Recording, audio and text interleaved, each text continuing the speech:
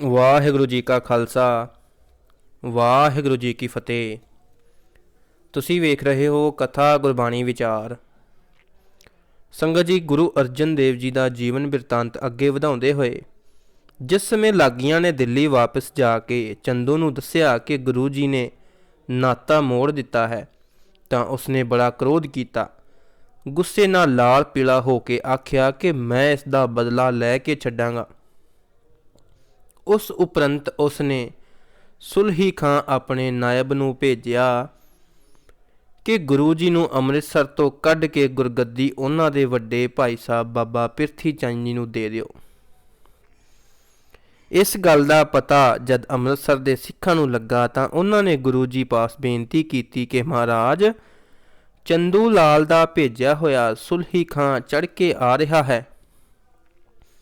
ਇਸ ਨੂੰ ਜਾਂ ਕੋਈ ਚਿੱਠੀ ਲਿਖ ਕੇ ਜਾਂ ਦੋ ਸਿਆਣੇ ਸਿੱਖ ਭੇਜ ਕੇ ਅਥਵਾ ਕੋਈ ਹੋਰ ਉਪਾਅ ਕਰਕੇ ਇਸ ਨਾਲ ਮੇਲ ਕਰ ਲੈਣਾ ਚਾਹੀਦਾ ਹੈ।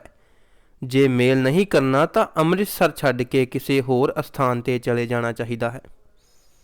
ਸਿੱਖਾਂ ਦੀ ਇਹ ਚਿੰਤਾਜਨਕ ਗੱਲ ਸੁਣ ਕੇ ਗੁਰੂ ਜੀ ਨੇ ਕਿਹਾ, ਸਤਿਗੁਰ ਰਾਮਦਾਸ ਜੀ ਉੱਪਰ ਨਿਸ਼ਚਾ ਰੱਖੋ, ਡੋਲੋ ਨਹੀਂ, ਸੁਲਹੀ ਖਾਂ ਇੱਥੋਂ ਤੱਕ ਪਹੁੰਚ ਨਹੀਂ ਸਕੇਗਾ।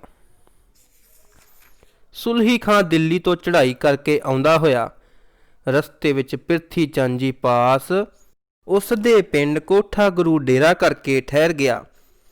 ਪਿਰਥੀ ਚੰਦ ਜੀ ਨੇ ਉਸ ਦੀ ਬੜੀ ਆਓ ਭਗਤ ਕੀਤੀ। ਦੂਸਰੇ ਦਿਨ ਆਪਣੇ ਨਵੇਂ ਘਰ ਅਤੇ ਪਿੰਡ ਦੀ ਰਚਨਾ ਵਿਖਾ ਕੇ ਜਦ ਸੁਲਹੀ ਖਾਂ ਨੂੰ ਉਸ ਦੇ ਡੇਰੇ ਛੱਡਣ ਗਿਆ ਤਾਂ ਰਸਤੇ ਵਿੱਚ ਪਿਰਥੀ ਚੰਦ ਸੁਲਹੀ ਖਾਂ ਨੂੰ ਆਪਣਾ ਆਵਾ ਵਿਖਾਉਣ ਵਾਸਤੇ ਠਹਿਰ ਗਿਆ।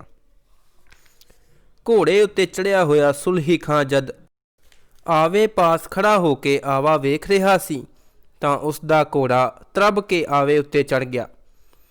ਆਵਾ ਅੱਗ ਨਾਲ ਬੜਾ ਭਖਿਆ ਹੋਇਆ ਸੀ, ਜਿਸ ਕਰਕੇ ਸੁਲਹੀ ਖਾਂ ਘੋੜੇ ਸਮੇਤ ਹੀ ਆਵੇ ਵਿੱਚ ਸੜ ਕੇ ਸੁਆਹ ਹੋ ਗਿਆ।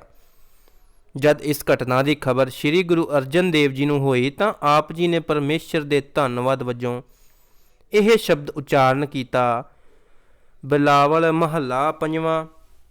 ਸੁਲਹੀ ਤੇ ਨਰੈਣ ਰਾਖ, ਸੁਲਹੀ ਕਾ ਹਾਥ ਕਹੀਂ ਨਾ ਪਹੁੰਚੇ, ਸੁਲਹੀ ਹੋਏ ਮੁਆ ਨਾ ਪਾਕ। ਰਹਾਓ ਕਾਢ ਕਠਾਰ ਖਸਮ ਸਿਰ ਕੱਟਿਆ, ਖਿਨ ਮੈਂ ਹੋਈ ਗਾਇਆ ਕੇ ਖਾਕ। ਮੰਦਾ ਚਿਤਵਤ ਚਿਤਵਤ ਪਚਿਆ, ਜਿਨ ਰਚਿਆ ਤਿਨ ਦੀਨਾ ਧਾਕ। ਪੁੱਤਰ ਮੀਤ ਤਨ ਕਿਛ ਨਾ ਰਹਿਓ, ਸੋ ਛੋੜ ਗਿਆ ਸਭ ਭਾਈ ਸਾਕ। ਕਹੋ ਨਾਨਕ ਤਿਸ ਪ੍ਰਭ ਬਲਿਹਾਰੀ, ਜਿਨ ਜਨ ਕਾ ਕੀਨੋ ਪੂਰਨ ਵਾਕ। ਮੁਸਲਮਾਨ ਕਿਉਂਕਿ ਅੱਗ ਵਿੱਚ ਮੁਰਦੇ ਨੂੰ ਸਾੜਨਾ ਨਾਪਾਕ ਯਾਨੀ ਕਿ ਅਪਵਿੱਤਰ ਸਮਝਦੇ ਹਨ। ਇਸ ਕਰਕੇ ਗੁਰੂ ਜੀ ਨੇ ਇੱਥੇ ਹੋਇਆ ਮੁਆ ਨਾਪਾਕ ਸ਼ਬਦ ਵਰਤੇ ਹਨ।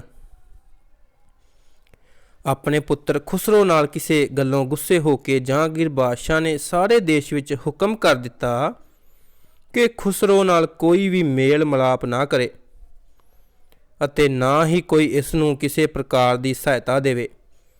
ਇਸ ਕਰਕੇ ਖੁਸਰੋ ਦਿੱਲੀ ਤੋਂ ਭੱਜ ਕੇ ਕਾਬਲ ਨੂੰ ਜਾਂਦਾ ਹੋਇਆ ਜਦ ਬਿਆਸਾ ਦਾ ਪਤਨ ਗੋਇੰਦਵਾਲ ਤੋਂ ਲੰਘ ਕੇ ਤਰਨਤਾਰਨ ਪੁੱਜਾ ਤਾਂ ਉਸ ਨੂੰ ਪਤਾ ਲੱਗਾ ਕਿ ਇੱਥੇ ਗੁਰੂ ਨਾਨਕ ਜੀ ਦੀ ਗੱਦੀ ਵਾਲੇ ਗੁਰੂ ਠਹਿਰੇ ਹੋਏ ਹਨ। ਗੁਰੂ ਜੀ ਦੇ ਦਰਸ਼ਨ ਕਰਨ ਵਾਸਤੇ ਖੁਸਰੋ ਨੇ ਉੱਥੇ ਡੇਰਾ ਕਰਕੇ ਗੁਰੂ ਜੀ ਨੂੰ ਆਪਣੀ ਸਾਰੀ ਗੱਲ ਦੱਸੀ ਅਤੇ ਆਪਣੇ ਬਚਾਓ ਵਾਸਤੇ ਅਸੀਸ ਮੰਗੀ। ਉਸ ਉਪਰੰਤ ਇੱਕ ਰਾਤ ਇੱਥੇ ਬਤੀਤ ਕਰਕੇ ਖੁਸਰੋ ਲਾਹੌਰ ਨੂੰ ਚਲਿਆ ਗਿਆ।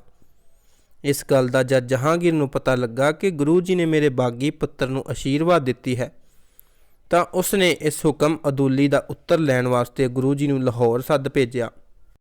ਬਾਦਸ਼ਾਹ ਦਾ ਪਰਵਾਨਾ ਪੜ੍ਹ ਕੇ ਗੁਰੂ ਜੀ ਨੇ ਆਪਣਾ ਅੰਤ ਸਮਾਂ ਆਇਆ ਸਮਝ ਕੇ ਆਪਣੇ 10-11 ਸਾਲ ਦੇ ਪੁੱਤਰ ਸ਼੍ਰੀ ਹਰਗੋਬਿੰਦ ਜੀ ਨੂੰ ਗੁਰਿਆਈ ਦੇ ਦਿੱਤੀ ਅਤੇ ਭਾਈ ਬੁੱਢਾ ਜੀ, ਭਾਈ ਗੁਰਦਾਸ ਜੀ ਆਦਿਕ ਸਿਆਣੇ ਸਿੱਖਾਂ ਨੂੰ ਘਰ-ਬਾਰ ਦਾ ਕੰਮ ਸੌਂਪ ਦਿੱਤਾ। ਇਸ ਤਰ੍ਹਾਂ ਸਾਰੀ ਸਾਂਭ ਸੰਭਾਲ ਕਰਕੇ ਅਤੇ ਸੰਗਤ ਨੂੰ ਧੀਰਜ ਦੇ ਕੇ ਗੁਰੂ ਜੀ ਆਪਣੇ ਨਾਲ 5 ਸਿੱਖ ਭਾਈ ਜੇਠਾ, ਭਾਈ ਭੈੜਾ, ਭਾਈ ਵਿਦਿਆ ਲੰਗਾ ਅਤੇ ਪਿਰਾਣਾ ਨੂੰ ਨਾਲ ਲੈ ਕੇ ਲਾਹੌਰ ਪਹੁੰਚ ਗਏ ਅਤੇ ਇੱਕ ਸਿੱਖ ਜਿਸ ਦਾ ਨਾਮ ਸੱਧੂ ਸੀ ਉਸ ਦੇ ਘਰ ਜਾ ਠਹਿਰੇ।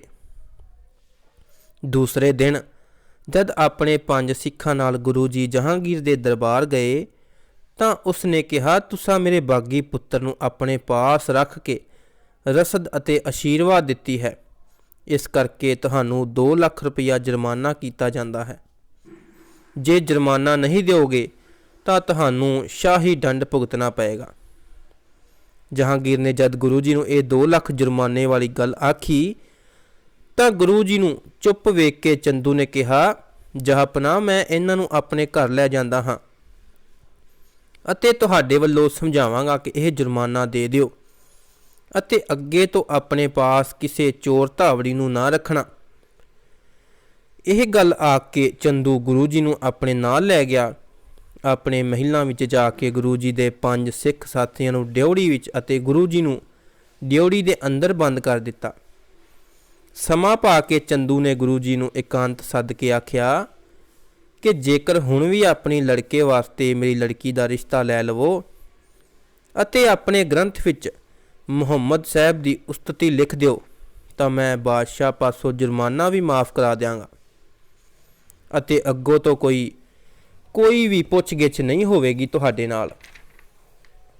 ਗੁਰੂ ਜੀ ਨੇ ਕਿਹਾ, ਦੀਵਾਨ ਸਾਹਿਬ, ਨਾਤੇ ਦੀ ਬਾਬਤ ਜੋ ਸਾਡੇ ਸਿੱਖਾਂ ਨੇ ਫੈਸਲਾ ਕੀਤਾ ਹੈ ਅਸੀਂ ਉਸ ਦੇ ਪਾਬੰਦ ਹਾਂ। ਸਾਡੇ ਸਿੱਖਾਂ ਨੂੰ ਤੁਹਾਡਾ ਰਿਸ਼ਤਾ ਪ੍ਰਵਾਨ ਨਹੀਂ ਹੈ। ਦੂਜੀ ਗੱਲ ਜਿਹੜੀ ਤੁਸਾਂ ਮੁਹੰਮਦ ਸਾਹਿਬ ਦੀ ਉਸਤਤੀ ਲਿਖਣ ਵਾਸਤੇ ਆਖੀ ਹੈ, ਇਹ ਵੀ ਸਾਡੇ ਵੱਸ ਦੀ ਗੱਲ ਨਹੀਂ ਹੈ। ਅਸੀਂ ਕਿਸੇ ਦੀ ਪ੍ਰਸੰਨਤਾ ਵਾਸਤੇ ਇਸ ਵਿੱਚ ਉਚੇਚੀ ਕੋਈ ਗੱਲ ਨਹੀਂ ਲਿਖ ਸਕਦੇ। ਪ੍ਰਾਣੀ ਮਾਤਰ ਦੇ ਉਪਦੇਸ਼ ਵਜੋਂ ਸਾਨੂੰ ਕਰਤਾਰ ਵੱਲੋਂ ਜੋ ਪ੍ਰੇਰਨਾ ਮਿਲਦੀ ਹੈ ਇਸ ਵਿੱਚ ਅਸੀਂ ਉਹੀ ਲਿਖ ਸਕਦੇ ਹਾਂ। ਇਹ ਉੱਤਰ ਸੁਣ ਕੇ ਚੰਦੂ ਕ੍ਰੋਧ ਨਾਲ ਉੱਠ ਕੇ ਜਾਂਦਾ ਹੋਇਆ ਆਪਣੇ ਸਿਪਾਹੀਆਂ ਨੂੰ ਹੁਕਮ ਦੇ ਗਿਆ ਕਿ ਇਹਨਾਂ ਨੂੰ ਕਿਸੇ ਆਦਮੀ ਨਾਲ ਮਿਲਣ ਨਾ ਦੇਣਾ ਅਤੇ ਨਾ ਕੁਝ ਖਾਣ ਪੀਣ ਨੂੰ ਦੇਣਾ। ਪਾਣੀ ਦੀ ਉਬਲਦੀ ਦੇਗ ਵਿੱਚ ਗੁਰੂ ਜੀ ਨੂੰ ਬਿਠਾਉਣਾ। ਦੂਸਰੇ ਦਿਨ ਫਿਰ ਗੁਰੂ ਜੀ ਨੇ ਜਦ ਚੰਦੂ ਦੀਆਂ ਦੋਵੇਂ ਗੱਲਾਂ ਮੰਨਣ ਤੋਂ ਨਾ ਕਰ ਦਿੱਤੀ ਤਾਂ ਉਸਨੇ ਪਾਣੀ ਦੀ ਇੱਕ ਦੇਗ ਗਰਮ ਕਰਾ ਕੇ ਉਸ ਵਿੱਚ ਗੁਰੂ ਜੀ ਨੂੰ ਬਿਠਾ ਦਿੱਤਾ। ਗੁਰੂ ਜੀ ਨੂੰ ਪਾਣੀ ਦੀ ਉਬਲਦੀ ਦੇਗ ਵਿੱਚ ਬਿਠਾ ਕੇ ਭਾਈ ਜੇਠਾ ਆਦਿ ਗੁਰੂ ਜੀ ਦੇ ਸਾਥੀ ਸਿੱਖਾਂ ਵਿੱਚ ਹਾਹਾਕਾਰ ਮਚ ਗਈ ਅਤੇ ਜਦ ਉਹ ਗੁਰੂ ਜੀ ਨੂੰ ਦੇਗ ਵਿੱਚੋਂ ਕੱਢਣ ਵਾਸਤੇ ਅੱਗੇ ਹੋਏ ਤਾਂ ਸਿਪਾਹੀਆਂ ਨੇ ਉਹਨਾਂ ਨੂੰ ਬਹੁਤ ਮਾਰਿਆ। ਸਿੱਖਾਂ ਉੱਤੇ ਸਖਤੀ ਹੁੰਦੀ ਵੇਖ ਕੇ ਗੁਰੂ ਜੀ ਨੇ ਉਹਨਾਂ ਨੂੰ ਕਿਹਾ, ਪਰਮੇਸ਼ਰ ਦਾ ਭਾਣਾ ਮੰਨ ਕੇ ਸ਼ਾਂਤ ਰਹੋ। ਸਾਡਾ ਸਰੀਰ ਤਿਆਗਣ ਦਾ ਹੁਣ ਸਮਾਂ ਆ ਗਿਆ ਹੈ। ਜਦ ਗੁਰੂ ਜੀ ਨੇ ਚੰਦੂ ਦੀ ਫਿਰ ਵੀ ਕੋਈ ਗੱਲ ਨਾ ਮੰਨੇ ਤਾਂ ਉਸਨੇ ਗੁਰੂ ਜੀ ਦੇ ਸਰੀਰ ਉੱਤੇ ਸੜਦੀ ਬਲਦੀ ਤੱਤੀ ਰੇਤ ਦੇ ਕੜਛੇ ਪਵਾਏ, ਪਰ ਗੁਰੂ ਜੀ ਦੀ ਸ਼ਾਂਤੀ ਦੇ ਪੁੰਜ ਅਡੋਲ ਬੈਠੇ। ਤੇਰਾ ਭਾਣਾ ਮਿੱਠਾ ਲੱਗੈ, ਹਰ ਨਾਮ ਪਦਾਰਥ ਨਾਨਕ ਮਾਗੈ, ਇਹ ਪੜ੍ਹਦੇ ਰਹੇ। ਵੇਖਣ ਤੇ ਸੁਣਨ ਵਾਲੇ ਤਰਾਹ ਤਰਾਹ ਕਰਦੇ ਸਨ, ਪਰ ਵਸ ਕਿਸੇ ਦਾ ਕੋਈ ਨਹੀਂ ਸੀ ਚੱਲਦਾ। ਗੁਰੂ ਜੀ ਦਾ ਸਰੀਰ ਛਾਲਿਆਂ ਨਾਲ ਫੁੱਲ ਕੇ ਬਹੁਤ ਭਿਆਨਕ ਹੋ ਗਿਆ ਸੀ। ਇਹਨਾਂ ਅਤਿਆਚਾਰਾਂ ਦੀ ਸਾਰੇ ਸ਼ਹਿਰ ਵਿੱਚ ਦੂਰ ਦੂਰ ਤੱਕ ਚਰਚਾ ਹੋਣ ਲੱਗ ਪਈ। ਤੀਸਰੇ ਦਿਨ ਫਿਰ ਜਦ ਗੁਰੂ ਜੀ ਨੇ ਚੰਦੂ ਦੀ ਕੋਈ ਗੱਲ ਨਾ ਮੰਨੀ ਤਾਂ ਉਸ ਨੇ ਇੱਕ ਲੋਹ ਗਰਮ ਕਰਾ ਕੇ ਗੁਰੂ ਜੀ ਨੂੰ ਉਸ ਉੱਪਰ ਬਿਠਾ ਦਿੱਤਾ। ਗੁਰੂ ਜੀ ਇਤਨੇ ਸਖਤ ਦੁਖੀ ਸਰੀਰ ਨਾਲ ਤੱਤੀ ਲੋਹ ਉੱਤੇ ਪ੍ਰਭੂ ਵਿੱਚ ਲਿਵ ਜੋੜ ਅਡੋਲ ਬੈਠੇ ਰਹੇ। ਲੋਕ ਹਾਹਾਕਾਰ ਕਰ ਉੱਠੇ। ਵਾਹਿਗੁਰੂ ਜੀ ਕਾ ਖਾਲਸਾ, ਵਾਹਿਗੁਰੂ ਜੀ ਕੀ ਫਤਿਹ।